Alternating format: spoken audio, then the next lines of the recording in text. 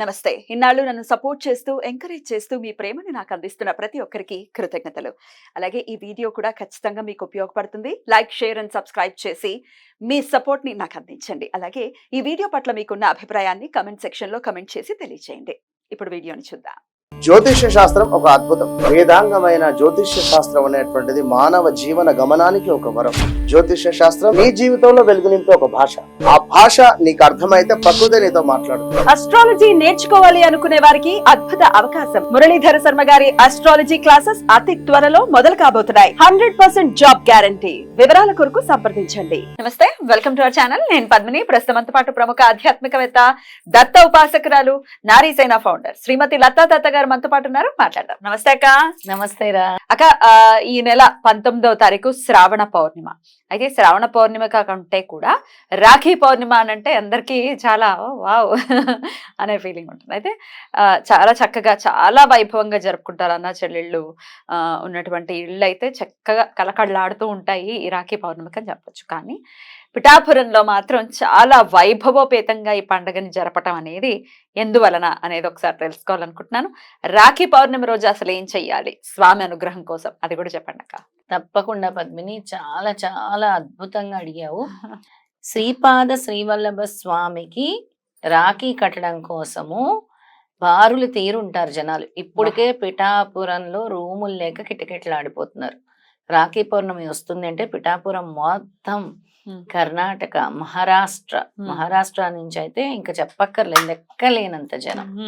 కర్ణాటక, మహారాష్ట్ర, ఆంధ్రప్రదేశ్, తెలంగాణ నుంచి కూడా విపరీతమైన జనం వస్తారు రాఖీ కట్టడం కోసం శ్రీపాద శ్రీవల్లభుడికి. అలా ఎలా ఉంటుందా, ఎట్లా? దీనికి ఒక చరిత్ర ఉంది. వాసవి కన్యకా పరమేశ్వరికి శ్రీపాదుల వారికి చాలా దగ్గర సంబంధం. అన్నా చెల్లెళ్ళు, వాసవి, వాసవాంబ అని కూడా ముద్దుగా పిలుచుకుంటారు శ్రీపాదుల వారు. వైశ్యాస్ నిజంగా చాలా అదృష్టవంతులు. ఒకసారి వాళ్ళ కోసం ప్రత్యేకమైన ఎపిసోడ్ చేయాలి.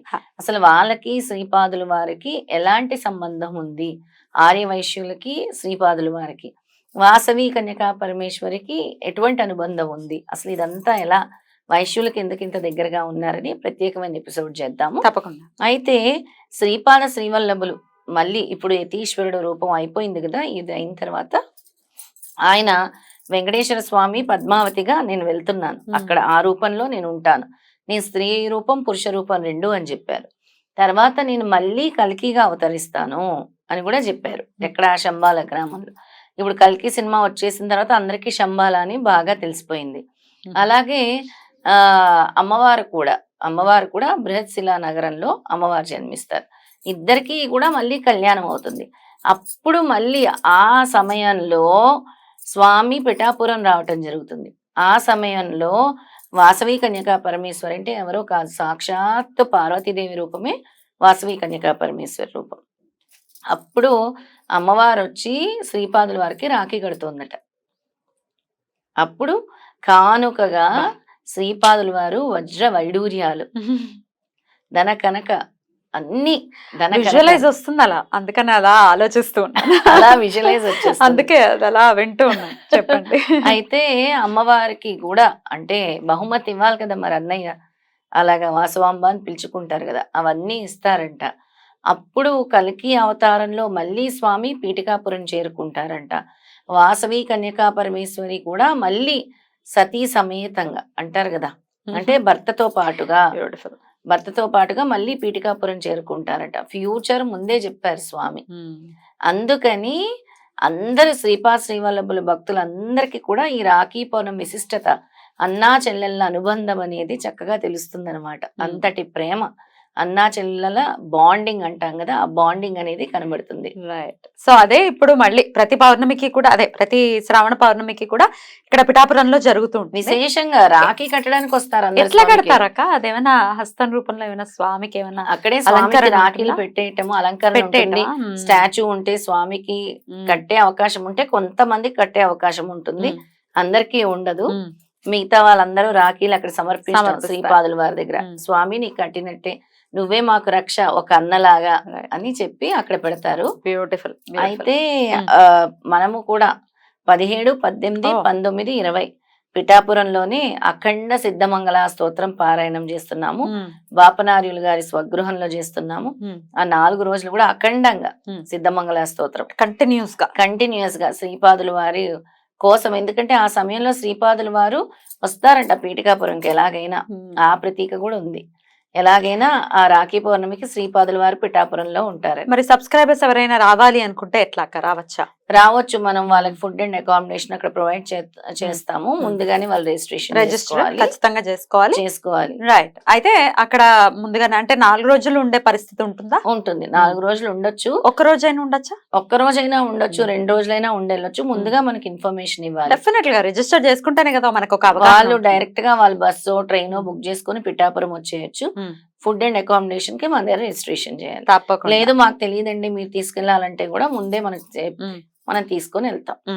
3 రోజులు అదే 4 రోజులు ఉండే వాళ్ళైతే మనతో రావచ్చు. రైట్. అయితే పద్మిని, ఎవరైనా చుట్టుపక్కల గ్రామాలు పిఠాపురం దగ్గర రాజమండ్రి, కాకినాడ, ఇంకేవైనా ఇప్పుడు ఈస్ట్ గోదావరి, వెస్ట్ గోదావరి వాళ్ళు, విశాఖపట్నం వాళ్ళు అందరూ కూడా వచ్చి సిద్ధమంగళ స్తోత్రంలో పార్టిసిపేట్ చేయొచ్చు. వాళ్ళకి భోజనం అరేంజ్మెంట్ మనం అక్కడే చేస్తాం.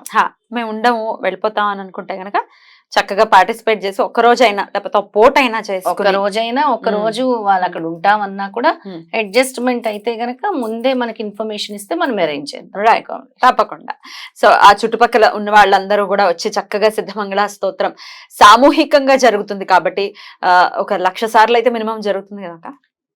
1,08,000 దాటిపోవాలి సంకల్పం. అందుకే అఖండం అని పెట్టాను. అది కూడా దాటించేస్తారు స్వామి అని అనుకుంటున్నాను. అందులో ఎటువంటి సందేహం లేదు, ఆయన చేతిలో పెట్టేయాలి అంతే.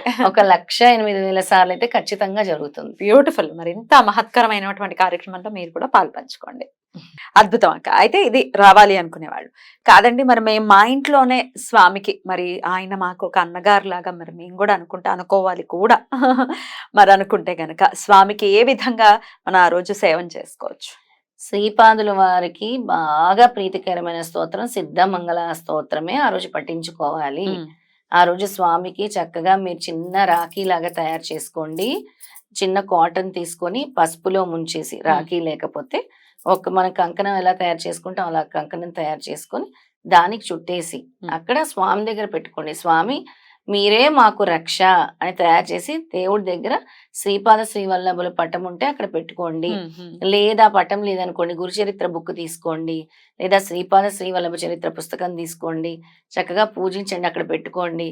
సిద్ధమంగళ స్తోత్రం ఆ రోజు చదువుకుంటే స్వామి అనుగ్రహం తప్పకుండా ఉంటుంది. అలాగే శ్రీపాద శ్రీవల్లభ స్వామి అష్టోత్తరం ఉంటుంది. అష్టోత్తరం కూడా మీరు చదువుకోవచ్చు ఆ రోజు. రైట్. ఆ అష్టోత్తరం కూడా కావాలంటే మనం డిస్ప్లేలో ఇద్దాం, తప్పకుండా అది కూడా వాళ్ళు చదువుకోవచ్చు. మీరు ఒకసారి ఆల్రెడీ చదివి వినిపించారు 108 నామాలు కూడా. మన ప్లేలిస్ట్ లో లత గారి వీడియోస్ లో ఒకసారి వెళ్ళి మీరు రిఫర్ చేయొచ్చు, ఆ వీడియో ఉంది ఖచ్చితంగా. శ్రీపాద శ్రీవల్లభులది ఒకవేళ లేకపోతే డిస్ప్లేలో తప్పకుండా మళ్ళీ వేద్దాం. తప్పకుండా శ్రీపాద శ్రీవల్లభ స్వామి అష్టోత్తరం అనేది. రైట్. అయితే ఇక ఆ రోజు స్వామి వారికి నైవేద్యం కానీ ఏం సమర్పించాల్సి ఉంటుంది? గోధుమ హల్వా అనేది చాలా ఇష్టం శ్రీపాదుల వారికి. గోధుమ హల్వా చేసి పెట్టుకుంటే చాలా మంచిది. మనము గోధుమ రవ్వతో కూడా హల్వా తయారు చేసుకోవచ్చు. గోధుమ పిండితో తయారు చేయడం అందరికీ రాకపోతే గోధుమ రవ్వతో అయినా సరే హల్వా తయారు చేసి స్వామికి సమర్పించుకోండి. రైట్. అలాగే స్వామికి ఆ రోజు అంటే మీరు స్వామి ఒక అన్నలాగా అనుకుంటున్నారు కదా, ఆ రోజు తాంబూలం పెట్టడం మర్చిపోకండి. తాంబూలం పెట్టండి. అందులో మీరు కాయిన్స్ ఒక 9 కాయిన్స్ అనేవి పెట్టుకొని, అంటే 9 కాయిన్స్ గురించి బాబా గారు చెప్పారు. అలాగే నవవిధ భక్తి 9 సంఖ్యను పట్టుకోమని సిద్ధమంగళ స్తోత్రంలో కూడా స్వామి చెప్పారు. వాటిని పెట్టి మళ్ళీ తీసి మీ బీరువాలో పెట్టుకోండి జాగ్రత్తగా. ఆ రోజు సోమవారం పౌర్ణిమ వస్తుంది. అసలు ఈ మంత్ అయితే, ఈ మాసం అయితే అద్భుతం. అసలు చాలా మంచి మంచి కాంబినేషన్స్ తో వస్తుంది.